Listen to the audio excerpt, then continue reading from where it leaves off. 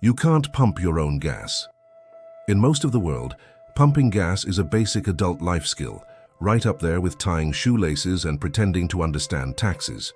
But in New Jersey, touching the gas pump yourself is treated like you're attempting open-heart surgery without a license. Here, only trained attendants are allowed to pump your gas, meaning you sit in your car like royalty, while someone else handles the dangerous, highly technical task of squeezing a lever. The law dates back to safety concerns, fire risks, and job protection, but today it mostly protects New Jersey residents from stepping out into bad weather. Rain? Stay seated. Snowstorm? Remain cozy. Heat wave? Let someone else suffer. New Jersey drivers grow up genuinely confused when visiting other states, staring at gas pumps like alien technology. Many have admitted they don't know which side of their car the tank is on because they've never done it themselves. Meanwhile, outsiders pulling into New Jersey gas stations often get yelled at for trying to pump their own gas, committing what locals consider a crime against culture. The result is a strange paradise where full-service gas stations still exist, attendants become minor therapists, and the rest of America quietly wonders how a single state convinced itself that pumping gas is too dangerous for citizens. In New Jersey, freedom stops at the fuel nozzle. Wearing a bulletproof vest while committing a crime is illegal. In New Jersey, committing a crime is bad, but committing a crime prepared is apparently worse. If you decide to break the law while wearing a bulletproof vest, congratulations. You've unlocked a bonus charge like it's a criminal DLC pack. The logic is simple and hilarious. If you're smart enough to wear protective gear, you clearly planned this nonsense, and the law takes that personally. The vest itself becomes evidence that you woke up, looked at yourself in the mirror and said, "Today feels like a felony, but safely." Judges view it as intent, not fashion. So while bulletproof vests are legal on their own, pairing one with criminal behavior turns your outfit into a legal confession. It's like robbing a bank in a ski mask that says, "I planned this." The law doesn't prevent crime so much as it punishes criminals for being cautious. Ironically, the vest's entire purpose is protection, yet wearing it guarantees harsher punishment, meaning New Jersey has effectively outlawed criminal safety. The message is clear. If you're going to break the law, at least have the decency to be reckless about it. Slurping soup loudly can be illegal. Some New Jersey towns take soup extremely seriously. If you slurp your soup too loudly, you might not just annoy nearby diners, you could technically be breaking the law. Classified under disturbing the peace ordinances, loud slurping is treated like a public menace on par with shouting or blasting music. This law exists because at some point in history, someone absolutely lost their mind listening to another human inhale chicken noodle soup like a malfunctioning vacuum cleaner. The law doesn't hate soup, it hates audible enthusiasm. Silent chewing? Fine. Gentle sipping? Acceptable. Aggressive noodle suction that echoes across a diner? Criminal behavior. The idea that law enforcement could theoretically respond to a soup disturbance is what makes this law legendary. Imagine explaining to a police officer that you weren't being loud, the soup was just emotionally hot. While rarely enforced, the law stands as a warning. In New Jersey, eat responsibly. Your ramen choices may be free, but your sound effects are not. Sunday, alcohol sales were once banned. New Jersey once believed that God, apparently, did not approve of margaritas on Sundays. Under old blue laws, alcohol sales were restricted on Sundays to preserve morality, church attendance, and everyone's ability to be judgmental before noon. While many of these laws have been relaxed, some counties still restrict sales, creating a confusing reality where you can buy alcohol in one town but not the next, like a sobriety scavenger hunt. The result is residents crossing municipal borders like smugglers, whispering, "They sell wine over there." These laws weren't about safety as much as tradition, yet today they mostly cause mild rage and last-minute party panic. Nothing humbles a grown adult faster than realizing it's Sunday afternoon and the beer aisle is closed for spiritual reasons. In New Jersey, God may forgive you, but the liquor store might not. You may not delay or block a homing pigeon. At some point, New Jersey lawmakers were deeply concerned about pigeons on important missions. Homing pigeons were once critical communication tools, and interfering with them was treated like sabotaging the internet. This law makes it illegal to delay, detain, or obstruct a pigeon carrying a message, which means you cannot kidnap a bird just because it landed on your car. While the law sounds absurd today, it exists as a fossil from an era when pigeons were the original email service. Imagine explaining in court that you weren't blocking communications, you just thought the pigeon looked suspicious. Though obsolete now, the law remains, quietly protecting pigeons from overly curious humans. In New Jersey, even birds have legal rights to finish their workday. Handcuffs are illegal to sell to minors. In New Jersey, handcuffs are treated less like toys and more like gateway equipment to bad decisions. You must be at least 18 years old to buy them, which implies lawmakers once imagined teenagers roaming malls, casually purchasing handcuffs and immediately causing chaos. The law doesn't care if they're pink, fuzzy, novelty, or part of a magic trick kit. Handcuffs are handcuffs. The concern, of course, is safety, misuse, and the fact that teenagers combined with restraint devices is a recipe for emergency room visits and awkward phone calls to parents. Yet the unintended comedy is undeniable. A teenager can buy video games about crime, watch police shows all night, and learn advanced lock-picking skills on the internet. But trying to buy handcuffs? Absolutely not. This law exists in that magical gray area where lawmakers try to protect kids while accidentally making handcuffs sound way cooler than they actually are. The result is clerks awkwardly checking IDs for what is essentially two pieces of metal connected by regret. In New Jersey, adulthood officially begins when the state trusts you with the responsibility of clicking metal bracelets around someone else's wrists. Making offensive facial expressions at police was once illegal. At one time, New Jersey law took your face very personally. An old statute suggested that making offensive or disrespectful facial expressions toward police officers could land you in trouble.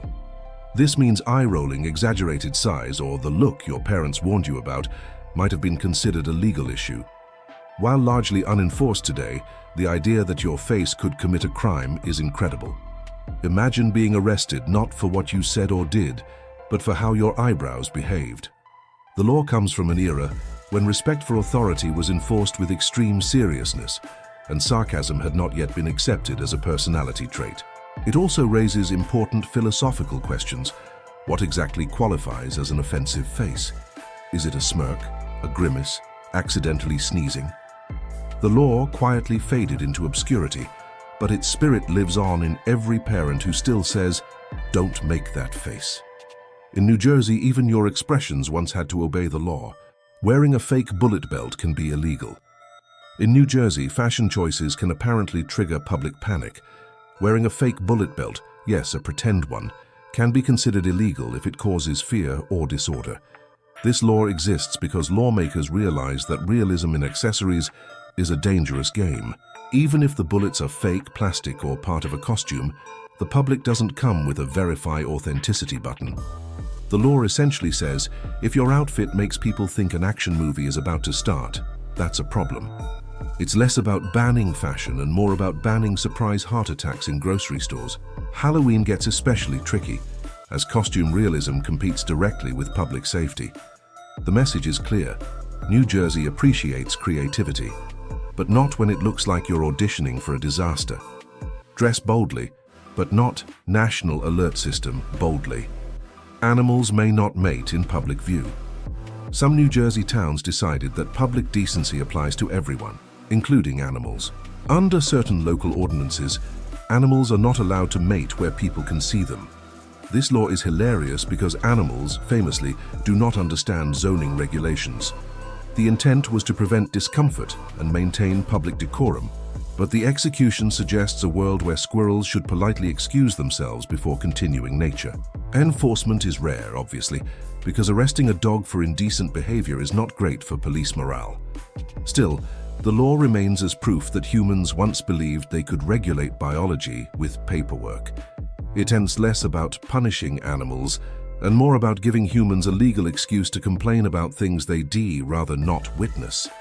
In New Jersey, even nature was once asked to be discreet, honking before passing. Another vehicle was once required. Early New Jersey driving laws assumed automobiles were terrifying metal monsters that needed constant announcements. Drivers were once required to honk before passing another vehicle, presumably to warn everyone within a 3-mile radius that progress was happening. The idea made sense when roads were chaotic blends of cars, horses, pedestrians, and confidence. Today it sounds like a recipe for non-stop noise pollution. Imagine modern highways where every lane change came with a mandatory honk. It would sound like an angry orchestra warming up. While the rule is mostly obsolete, it reflects a time when lawmakers believed more noise equaled more safety. Instead, it would now cause instant road rage. In classic New Jersey fashion, the law tried to prevent chaos and accidentally invented it. You must disclose if a house is haunted. In New Jersey, selling a house comes with many responsibilities: paperwork, inspections, awkward smiles, and possibly admitting that a ghost named Frank lives in the basement. If a homeowner has publicly claimed their property is haunted, they may be legally required to disclose that information to buyers. This law doesn't confirm ghosts are real. It simply acknowledges that once you tell the world your house is haunted, you can't suddenly pretend it's not when money is involved. The logic is beautiful. You can believe in ghosts all you want, but belief becomes legally binding once it affects market value. Imagine sitting at a closing table while a real estate agent calmly explains, "The plumbing is fine, the roof is new, and the Victorian child appears at midnight." The law exists to protect buyers from psychological shock and sellers from spiritual lawsuits. It's less about paranormal activity and more about honesty. In New Jersey, transparency includes the living, the dead, and whatever might be rattling chains upstairs. Whispering in church was once illegal. At one point, New Jersey decided that whispering in church was a serious enough offense to be written into law. Not shouting, not heckling, whispering. The reasoning was that whispering was just as disruptive, if not worse, because it spread curiosity faster than actual noise. A whisper makes everyone else want to know what you're saying, turning sacred silence into social chaos. This law came from a time when churches doubled as community centers, and misbehavior was treated like moral sabotage. The idea that someone could be fined for quietly saying, "Did you see his hat?" during a sermon is both ridiculous and historically accurate. While no one enforces this anymore, the law survives as proof that even low-volume rebellion was once unacceptable. In New Jersey, faith wasn't just loud, it was legally enforced at a respectable decibel level. You can't drive a car backward on a public road. New Jersey takes a very strong stance against driving backward because nothing says bad decision like reversing down a public street. The law exists to prevent confusion, accidents, and the kind of behavior that makes other drivers question reality. Backing up is allowed for parking or safety, but turning your car into a reverse speed racer is not. This law was written for the one person who missed a turn and thought, "I'll just undo time." Lawmakers anticipated that without rules, someone would absolutely try to commute in reverse to save time. The law doesn't judge your intentions, it judges your trajectory. In New Jersey, forward progress is not just a life philosophy, it's a legal requirement. You may not give animals alcohol. In New Jersey, getting animals drunk is officially frowned upon and illegal. The law prohibits giving alcohol to animals unless it's for medical or scientific purposes. Apparently, someone at some point thought it was hilarious to see a tipsy goat, and lawmakers said, "Absolutely not." This law protects animals from harm and humans from bad ideas that escalate quickly. A drunk animal is unpredictable, uncoordinated, and very likely to cause property damage or existential regret. While the law sounds silly, it exists because humans are creative in all the wrong ways. In New Jersey, animals are allowed dignity, sobriety, and the right not to participate in your weekend experiments.